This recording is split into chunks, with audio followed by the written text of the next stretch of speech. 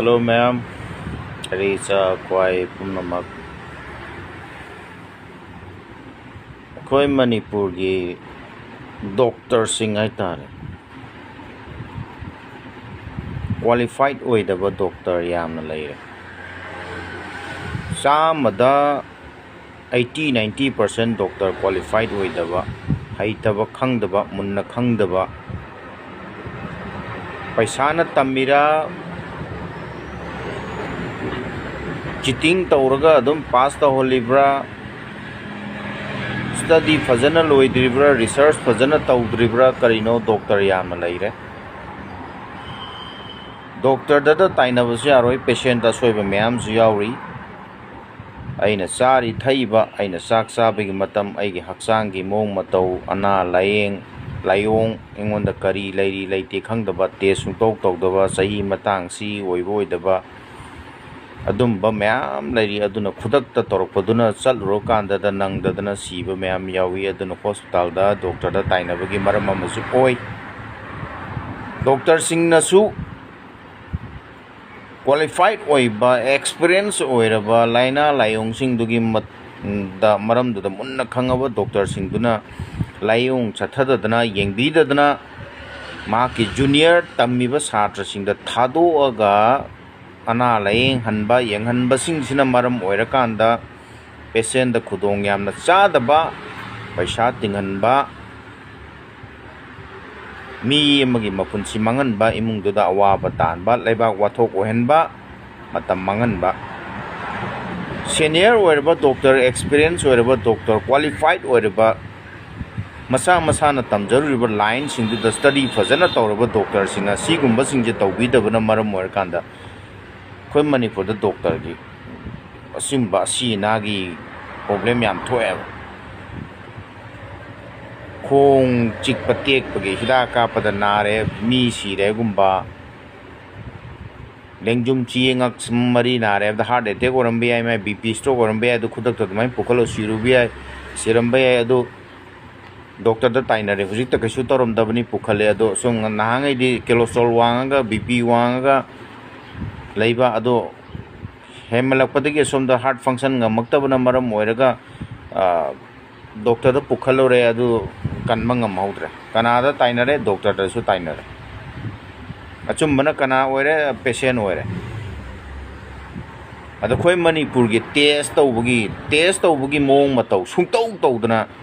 adum theory da dum se painkiller khar chaw chik pana baini calcium khar chaw sa khaw guli ma si vitamin men chim thakchil lu concern magi subject to the line to the qualified or ba mi jina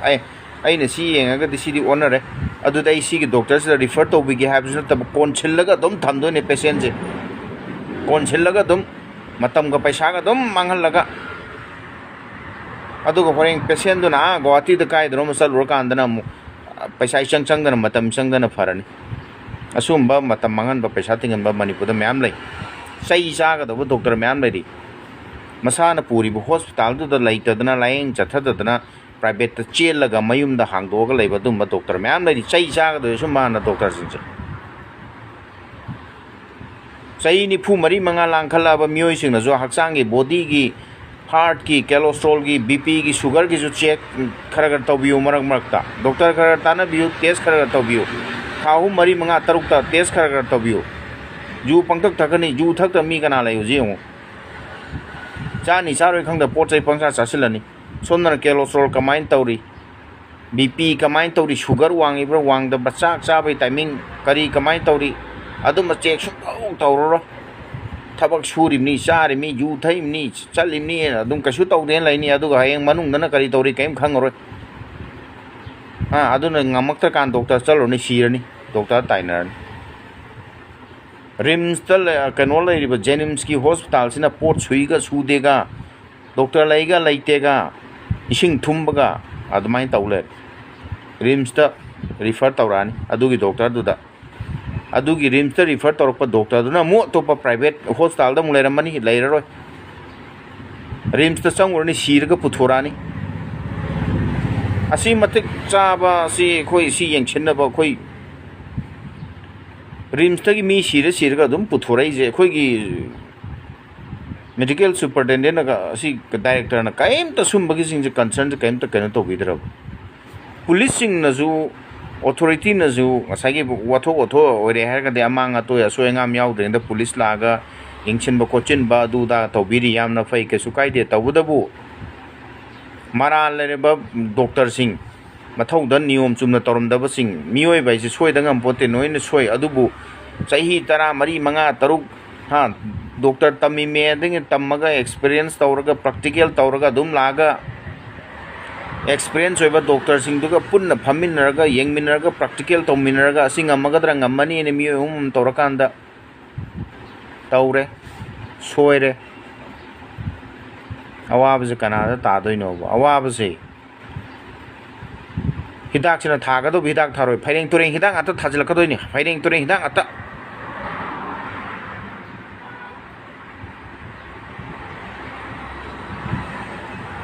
doctor gi hospital maming jingju panning de ko ai na jin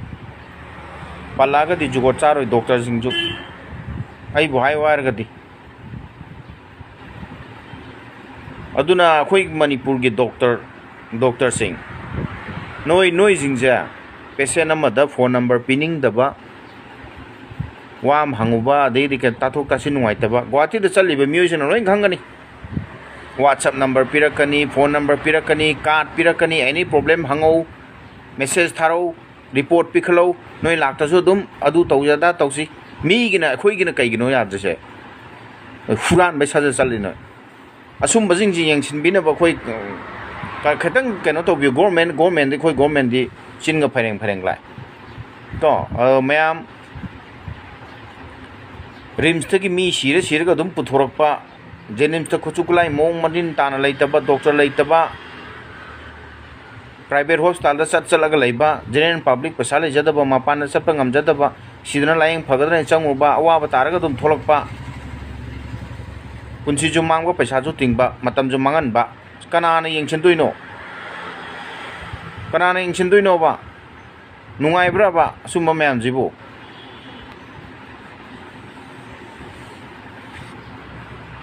rims na mi siba moilare ba karam doctor sing na thawak tawrin to jiba